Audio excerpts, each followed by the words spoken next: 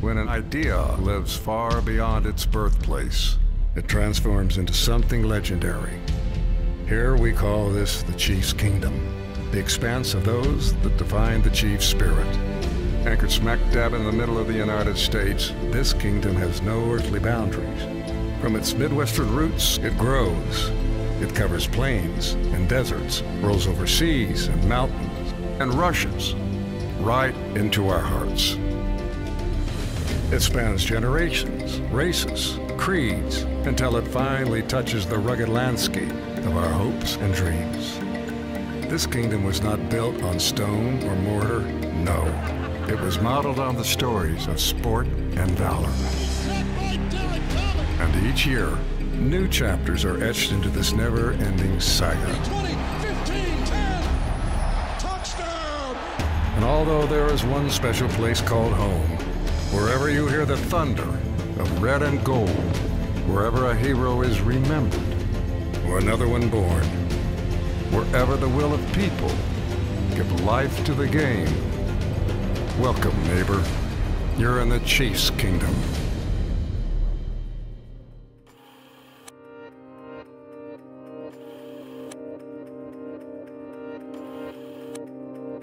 The very first thing I remember was walking out of my office and turning and seeing a TV screen and seeing what was going on in New York. I couldn't believe it. No one could believe it. You know, I said, what are you talking about? You know, that an airplane went into the Twin Towers in New York. My mind just started to go through all kinds of thoughts. But I realized this was not going to be any other week. And then all of a sudden, I see this airplane on the screen fly in to the side of the building, and there's an explosion. And again, it thought, well, this can't be true. You know, I was just in a daze in that particular situation, like most of the Americans.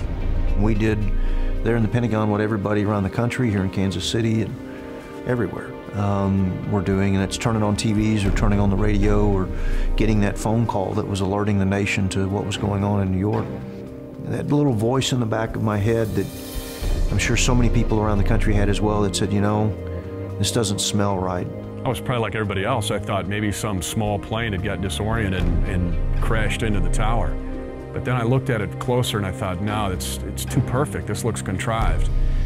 Shortly thereafter, we watched Flight 175 crash into the South Tower, and so we knew that this was going to be a tough day in our nation. When I saw the second plane hit, I knew something was up. My heart froze. I just wondered, where are these planes headed? My neighbor called and asked me if I had my TV on, and I said no, and she said, well, the Pentagon had been hit. Our first thought was not in America. This doesn't happen in America. Well, it was happening in America. I was watching as the Pentagon began to collapse. You're watching the building that you know your spouse is in just collapse. It was horrific. When you know you're facing death and you can't escape the source of that death, there's just no way to give you the gravity of what that battlefield feels like.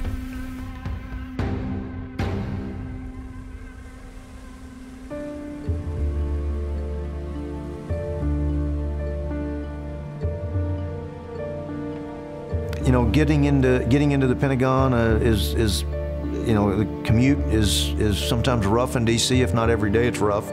Got into the building at 6:30, and by 7 o'clock, I'm in uniform, ready to do my best for my boss. I was the military aide to the Deputy Assistant Chief of Staff for Installation Management. That's a nice big title for Chief Donut Getter, because lieutenant colonels in the Pentagon are just galley slaves. But I was an aide to a senior executive service officer, Jan Minnick, and my big boss was a 2-star. And we went into Miss Minnig's office. I turned on the TV and saw the coverage of what was going on in New York, and you could see the North Tower with a huge gaping hole and the black smoke billowing out of it. And as large a hole as that is, beautiful clear day, the chances of this being a mechanical malfunction at just the precise moment after either takeoff or approach to land, I pray this is an accident, but that little voice is telling me it's not. I step out of the office and actually walk through what would collapse when Flight 77 makes impact with the building at 530 miles an hour. There's a fire and an explosion at the Pentagon this morning. There's no way to describe for you the gravity of the terror, and that's the right word, of what it's like to be on fire in a building you're very familiar with, but you can no longer navigate because of the blackness. This was not a action-adventure movie. In fact, I've commanded a medium howitzer battery, been around tanks, and a lot of loud things in my military career. And this impact of Flight 77 was far louder. I am 15 to 20 yards from where the nose of the aircraft impacts the building from where I'm located. I felt the vacuum and the concussion and the blast. I was blown across the hallway. Was not rendered unconscious, but as I'm trying to get up, it's completely dark. I'd gone from a hallway that was well lit and, air conditioned, and I was completely familiar with, to an earthly hell of fire and the smoke and the disorientation. And I screamed out in a very loud voice when I came to that realization that I was stepping over the line from no longer struggling to survive, but stepping over that line that says, okay, Lord, I got it. This is a horrible, ghastly way to be called into eternity. And in that moment, I screamed out, Jesus, I'm coming to see you. There was no, Lord, save me from this calamity. It was the acceptance of the death. I knew I was dying. As I lay there on that floor, I'd done what we in the military are never trained to do. After screaming out to my Lord, I collapsed to the floor. I gave up, waited for that feeling of the soul departing the body, and thought about Mel and Matt that morning and how I'd said goodbye, and how I wouldn't do so again, wouldn't see them again until eternity. Well, our son Matthew and I, we were working on a science experiment that had actually worked, which they usually didn't, and we were so excited about it that we were going to leave it on the counter so Dad could see it that night when he got home. Flew to the TV and turned it on, and the first thing I saw when I turned it on was the Pentagon with just flames coming out of every possible window, and then outside of it I could see the helipad. And I had been at Brian's office a month or so before that to help him unpack boxes, and I sat at his desk watching it rain on the helipad right outside his window, so that gave me the perspective I needed to know that that was specifically his part of the building. It's an incredibly hopeless feeling knowing that he was still in that building. I hadn't talked to him. I had no idea if he was out, if he was safe or anything. That was our morning, and it was hell. The Lord had other things in mind that day, and a number of miracles would occur. And by the Lord's grace, I am honored to be able to tell you that I'm the only survivor in the E-ring at the crash site.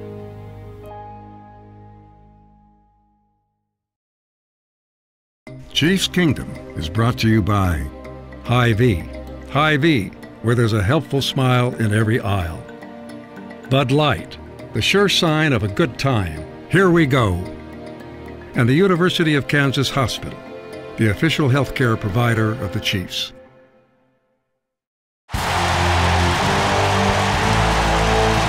Trust me, we hear you. Just keep yelling. No matter what the score is, keep yelling. We hear you. Just that loud, that roar, it amps us up. You through the TV, we hear you too. You see it when the offense can't get the cadence and they can't snap the ball. They just amp us up to make an interception or make a big hit on the field. Together it's powerful. We changing the game.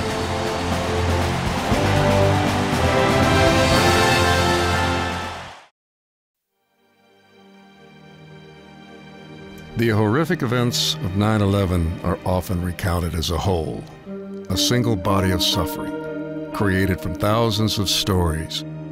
For Lieutenant Colonel Brian Birdwell, as it is for all heroes, there was much more to overcome. Life in a burn unit is ghastly. What has to be done to you to survive, to make you better, is worse than the burn itself. And Mel drugged me through it. She says sometimes she may tell you she didn't drag me through it, she nagged me through it sometimes, so. Like bandages, the outpouring of love and care began to heal Lieutenant Colonel Brian Birdwell's wounds, both physical and mental. Brian realized he wasn't alone. A kingdom was listening. When the Chiefs fans found out what Lieutenant Colonel Birdwell had gone through and the hero that he had become, they responded as if he was a member of their immediate family. But that's what Chiefs fans do. Then the mail started coming, and I would get like 4 and 5 of those huge Postal Service tubs of mails, letters and packages every day, just everyday people saying, we're praying for you, we're sorry this happened to you. I remember when I came out of intensive care, one day Mel brought up buckets of mail and showed me the jersey and a helmet and things that people had sent, that very valuable items. One gentleman sent a helmet that had both Lynn Dawson and Joe Montana's autographs on the top. Holy smokes, people are sending these things that have so much meaning to them, because this was an attack on our entire country, and it was something they could do to reach out to help someone. The Washington Hospital Center got a phone put in my room that was voice activated that you could answer, and they did this because a very special person was going to call. Well, the guy who calls to test it is Lenny Dawson.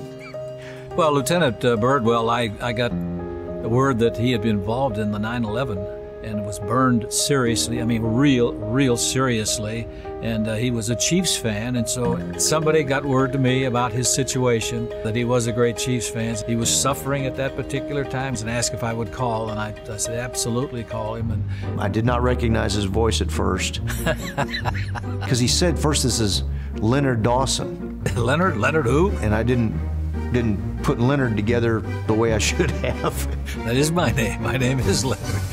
But I got to talk with Lenny on the phone for about 10 minutes. That was probably the insight into, this is really taking on a life of its own. Listen, I love Chiefs fans. I love when they get excited at a football game. But there's some instances where they go way beyond football. And the way they responded to Brian Birdwell and his cry for help was, to me, amazing. That's when we decided to do something. The Chiefs came out to Washington, D.C. and presented a big banner to Mel and Matt in the hospital. Hundreds and hundreds of Chiefs fans that had gone to the stadium and signed it, or to different sporting events around town, shows or whatever, where they'd come and sign this banner for somebody they didn't know. But Arrowman put together that, getting everybody to sign that. First of all, we thought we'd just have signatures, but people would start writing interesting things to him, and it just kind of took off. Obviously, he had his family, but he also had the Chiefs family. I don't think there's another team in the NFL that's got fans like the Chiefs have, because it is amazing, overwhelming.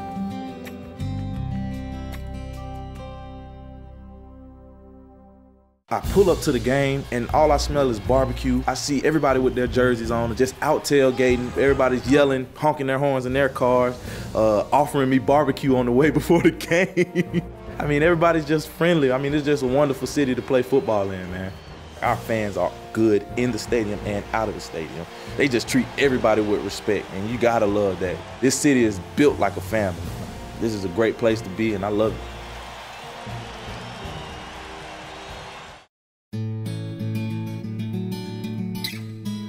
The Kansas City Chiefs franchise, like 9/11 attack survivor Lieutenant Colonel Brian Birdwell, was a throwback of sorts. Both Brian and his beloved Chiefs were forged out of determination. They both shared a love for their home state of Texas, and they were torn from the pages of simple Americana. It's as if these two were meant to be together right from the start. Cheer the Zing team of pro football, the dazzling Dallas Texans. Join the yell for the AFL and the roaring, scoring Texans. Born in 1961 in Fort Worth, Texas, and of course the Chiefs were the Dallas Texans that year. Dad grew up liking them, and I grew up liking them. You know, the color red and the arrowhead, pretty neat uniform as a kid, oh, that's cool. And my mom, in fact, she loves to sew and make quilted items, pillows, things like that. I've got a little stuffed Kansas City Chiefs little stuffed football that she made for me that's red and white panels with red lettering on it. And it's in my Chiefs room. It's very delicate because it was made 38, 39 years, almost 40 years ago, I guess, for me. And graduated from high school and college down in Texas, went into the military, was commissioned in 1984 when I graduated from college, and spent many years around the world, and of course in the United States. And on 3 different occasions, was stationed in Kansas, twice at Leavenworth, once at Fort Riley. And in fact, our years at Riley were the years just before Marty Schottenheimer came in to be the coach. You didn't really have to sway anybody at Leavenworth to be Chiefs fans. So I grew up a Chiefs fan, and I've not departed from it. Yeah. There are a lot of people who say that they're fans, and then there are fans like him. That, you know, it's the Kansas City Chiefs against the world. We want not just a frontal assault, we want pursuit and exploitation. I want to beat teams like the dogs that they are. Somebody starts talking to me like that about teams that we compete against and their dislike for them, then you know that person is a real fan. Lieutenant Colonel Birdwell has come into our booth. He's been there a couple different times during a broadcast. And he's one of those nutbag fans. I think he had his uniform on too. Can you imagine that, having a uniform on with all the burns that they've had? But it was his attitude that got to me. How positive it was, and how much of a military person that he was at that time. I played professional football for 19 years, and I've seen a lot of tough guys. No one was tougher than him. It's just fun being a Chiefs fan. There's nothing like tailgating here. You know, it's mid-America, heart of America. How could you not be a Chiefs fan? I mean, what other team is there? It's just been great to be a part of the Chiefs and their fan base. Brian's love of his boyhood team was not only magnified through the 9/11 attacks and its aftermath, that love was returned, paid forward by the Chiefs and their love for this country and those who proudly serve it. The capacity for sacrifice, that's what I think about.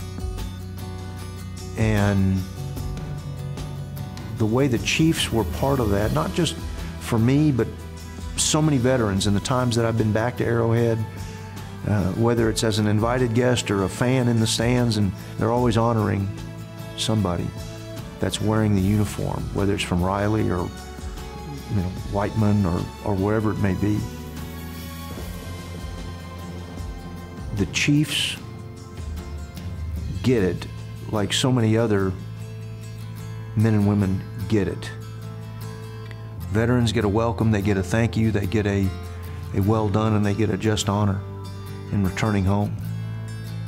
The phrase freedom isn't free can sound almost trite, but for every man or woman that's put on that uniform and then been prepared to, it's very special. If you remember the John Wayne's final movie, The Shootist, he's given Ron Howard that shooting lesson. He said, most men, regardless of cause or need, aren't willing. They blink an eye or draw a breath before they pull that trigger. I won't. And the men and women that put on the uniform of this nation and respond to the call that went out after September 11th, or the call that went out in the first Gulf War, or Vietnam, or Panama, or Grenada, or Korea, or World War II, every generation of Americans that have put on that uniform, it's not whether you got a Purple Heart or not, it's that you were willing to earn one by virtue of your service.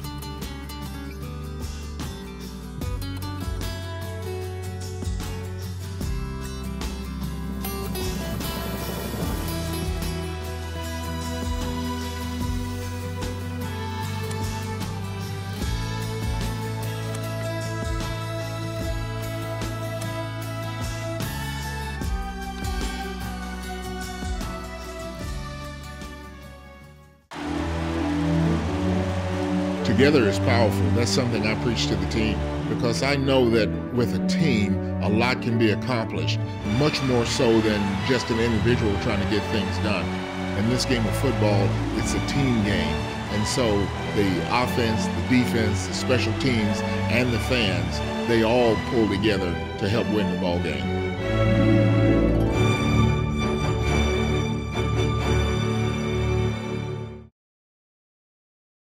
Chiefs Kingdom is brought to you by Hy-Vee. Hy-Vee, where there's a helpful smile in every aisle. Bud Light, the sure sign of a good time. Here we go. And the University of Kansas Hospital, the official healthcare provider of the Chiefs. The Chiefs Kingdom is a symphony of moments, images, connections, and each snapshot tells a story in her adventure. Playing at Arrowhead Stadium can be tough for opposing teams, but on the first football Sunday since 9/11, the Chiefs' kingdom rose to its feet to cheer the visiting New York Giants. Their support didn't stop with a standing ovation. Fans passed a fireman's boot around Arrowhead, collecting over $220,000 in donations for relief efforts. The Chiefs matched that mark for a grand donation of over $450,000, the largest single-day outpouring of support by a group of fans ever. There's no stadium like Arrowhead on game day, but it was different on that day. And I promise you, every person in that stadium that day said, "Home of the Brave," rather than "Home of the Chiefs" at the end of the national anthem.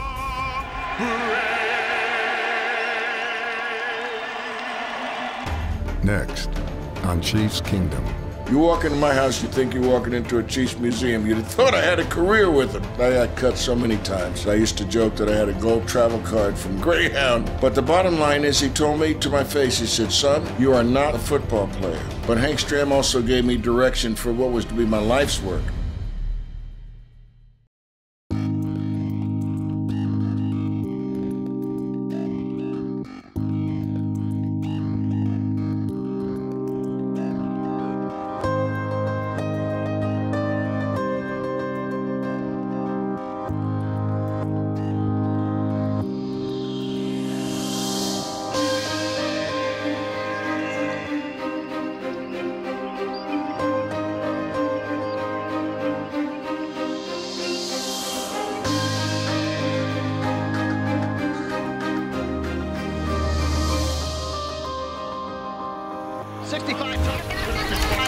Toss power trap.